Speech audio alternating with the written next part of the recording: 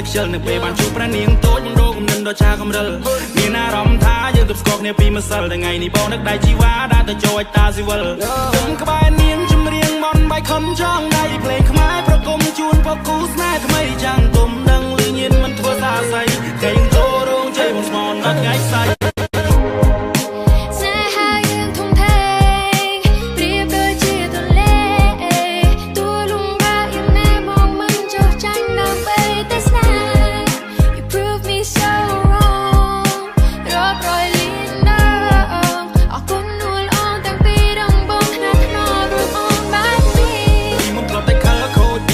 ខ្ជិលនៅពេលបានជួបប្រានាងតូចបងរកគំនិតដ៏ឆាកំរិល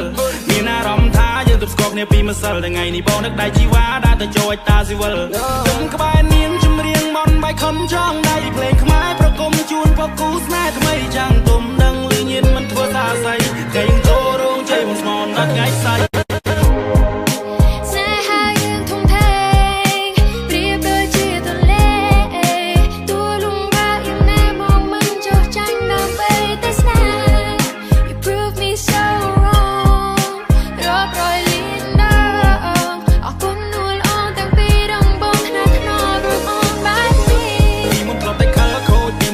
ខ្ជិលនៅពេលបានជួបប្រានាងតូចបងរកគំនិតដ៏ឆាកំរិល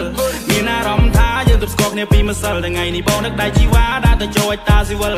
គុំក្បែរនាងជំរៀងមន់បាយខំចង់ដៃភ្លេងខ្មែរប្រគំជូនពកគូស្នេហ៍ថ្មីចាំងទុំដឹងលឺញៀនមិនធ្វើសាស័យគេងចូលរោងជ័យបងស្មនដល់ថ្ងៃស្អែក